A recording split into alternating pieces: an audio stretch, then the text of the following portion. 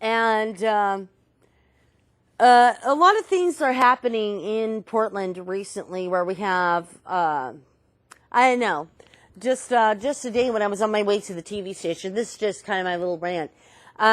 If anybody, I mean, I don't know, I'm sure I'm not the only one who's noticing this, but and I'm an avid TriMet rider, so I don't really have a car. So I noticed that TriMet will cut a lot of bus service. And I don't know about you, but it kind of tends to piss me off. When I was waiting for the bus today, I was waiting for the number 6 bus. I was on my way to the TV station. I wanted to be here by 4 o'clock because I usually try to get here early and set up stuff because when I know I'm going live, I know I'm going live. But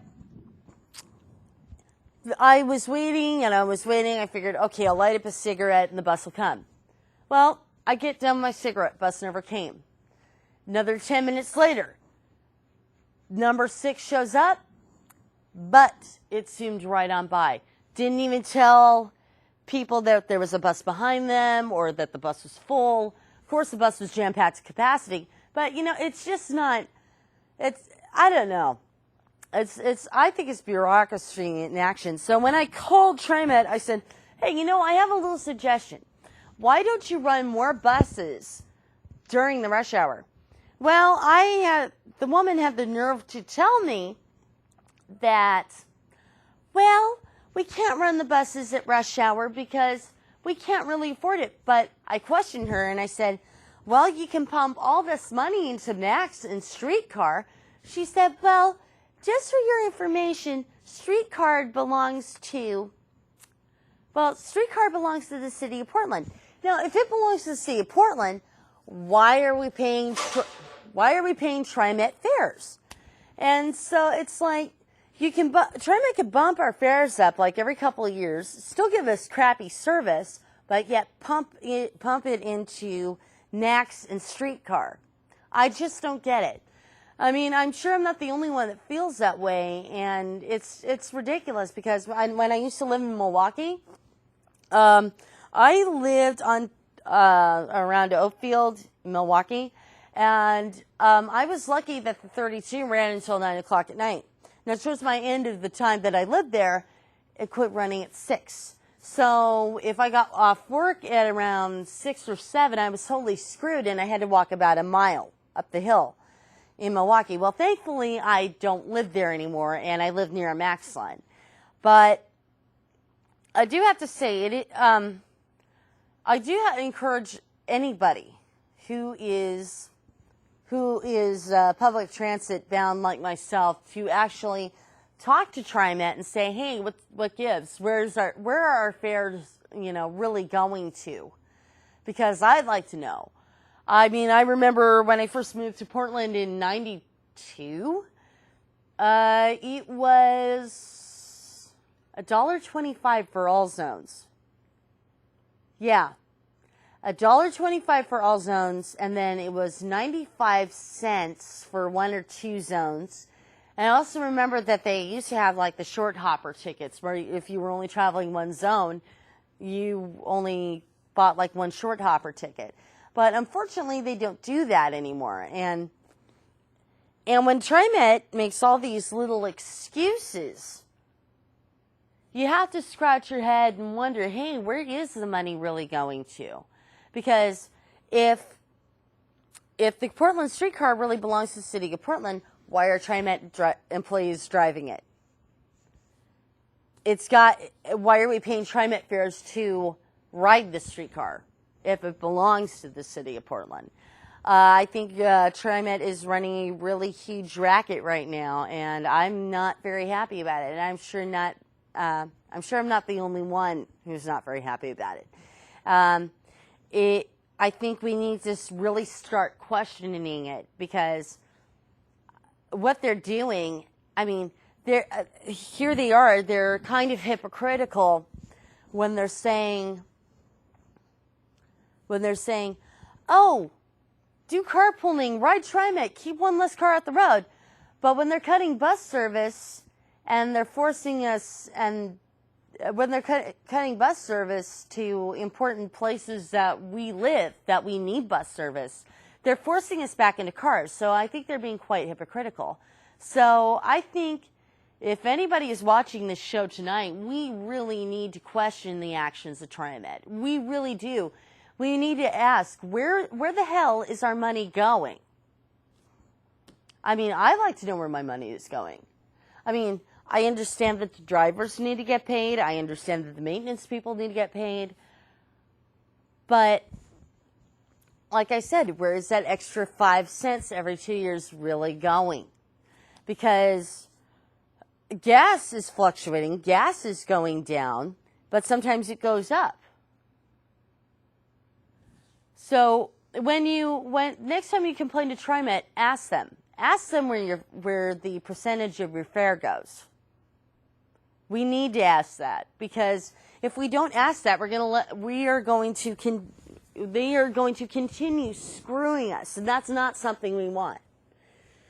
So that is my rant. And for those of you who just joined us this evening, if you just got done hearing my rant about TriMet, call 503-238-RIDE. Ask them. Write emails. Write some written complaints. Go to them in person. Ask them where our fares are going, because the public has the right to know. Okay, well, that's it for my rant. If you are just joining us, you're watching the Alexandra Paris Show. I am Alexandra Paris, your hostess this evening. And this is kind of like a late night talk show where I talk about events and weird news that's going on all over the world and all that fun stuff. Our next live show will be coming up on, let me see here. Let me look at my notes, because it will be coming up on February 16th, 2010. And this is part of the show where I like to do a little bit of advice to the lovelorn. And this is the advice corner. Usually Sister Social is here to help me, but she's kind of on assignment right now. So when Sister Social comes back, she'll be able to give some better advice than I will. But I'm gonna wing it. I'm gonna do the best that I can. So bear with me. Okay, this is from a woman who asked, how does a wife begin to forgive a cheating husband? She said, we agreed to work this up. I still don't quite forgive him. And believe me when I say I still have the eye on the enemy, because I do. Well, what do you expect when she said she will have sex with him whether he's back with me or not? She knows he will do whatever he wants to do because he's a big boy. It's been a year. He hasn't called her or attempted to see her at all, or she would have already exposed him. She was hotter than fish grease when we decided after a 4-month split to work back on our 11-year marriage with 4 kids. I never knew about his past with her till we got back together, and then she smiled with me with all the dirt once he was back. I still don't know how to forgive, though. There's always a lot of anger still pent up inside me, mostly because of what the other woman has exposed to me. She was really crazy obsessed over my husband, it seems, or she would have quietly walked away. She's 6 years older than him and seems to have arrested development, if you ask me. She was the first to get at him. Not that it matters, but she's very dominating. So as much as I don't see him going back to her, as she would still make herself available. I just worry that I'm going to believe in something and be naive again. Signed, Paranoid. Dear Paranoid. Okay. Your husband screwed up. He made the mistake of hooking up with a psycho case. I mean, obviously this chick is totally crazy. Sounds to me like she's got a case of fatal attraction. And that's kind of scary in itself. I mean, she's saying, and you know what? You have every right to be pissed off. I mean, I would be too. And if your husband doesn't even want to be with her, I mean, you got to trust that. I mean, obviously, from what I'm reading here, he obviously regrets hooking up with this psychopath. And trust me, I know this. I I had a girlfriend of mine who was in a similar situation. She was in a marriage of 8 years, and she left her ex-husband for this guy. And she was with this guy for 9 months. And, well, she didn't get back together with her ex-husband, but she's still friends with her ex-husband. But the guy was a complete psychopath, always taunting him, always being a dick. And, I mean, her ex-husband, my friend's ex-husband was kind of in the same shoes as you were. But you and your husband have children together. That's a strong bond. And I think he's kind of knowing what his priorities are, especially when it comes to you and the kids. If this woman decides to cause any more problems, and your husband can prove that he hasn't been seeing her again, my suggestion is that maybe you guys change your phone number, change any little lethal bit of information that she might have on you, and maybe a restraining order might be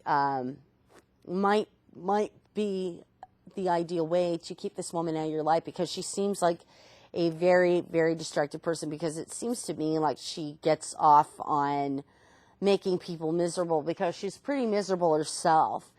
And you two seem very happy together. I mean, yeah, you've had that bump in the road. That is a bump in the road. But you guys are working on this because, well, like I said, your husband was a man. He admitted that he screwed up.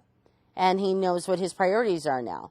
So if this chick does not leave you or your husband alone, you can always file a restraining order. And if she breaks that restraining order, you can land her ass in jail. That's what I have to say about that. All right. This is from a young lady who signs herself Green-Eyed Monster. She says, give me a reason not to be jealous. The guy I'm seeing added 2 pretty cute girls last night on Facebook that are from the city he was at this past weekend when he was out celebrating with his friends. I definitely wouldn't bring this up, but I am a little jealous inside. Signed, Green-Eyed Monster. Okay, your boyfriend was out partying this past weekend with probably 2 girls from the same city. There could be a lot of explanations why your boyfriend added these 2 girls. They could possibly be, depending on the age range, they could be old high school friends, that it could be strictly platonic, or they could be, the girlfriends of his buddies, or the worst case scenario, I mean, I'd hate to say this, but I mean, jealousy is a human emotion. I mean, you can't help that. And you say that they're 2 really pretty cute girls. Depending on how really pretty and cute they are, I don't know. If it were me, I don't know. Well, it also depends on the type of stuff that they're putting on his page, like kissy faces and stuff. You might want to kind of watch for that. If it's strictly platonic, you're fine. But if it's something more than that, I would question him about it. In fact, I would have questioned him about it anyway. But like I said, jealousy is a human emotion, and you can't really help that. So, that's the only advice I could give for that. Okay, this is from a young lady who wanted to lose weight. She asked, should I tell my buddy why I stopped eating? Okay, so about a month ago, I stopped eating because I wanted to lose weight and because I wanted to torture myself more. Please don't judge me. My buddy keeps on wanting me to tell him why I stopped eating, and I told him that he would think that I'm stupid and need major help if I told him. I can tell him anything. He's my buddy, right? Well, yeah, he is. I really want to tell him, but then again, I don't. I don't want him to think that I'm mental, but he doesn't think that. Do you think I should tell him? But I don't want it to be random. What should I do to get the get the conversation started about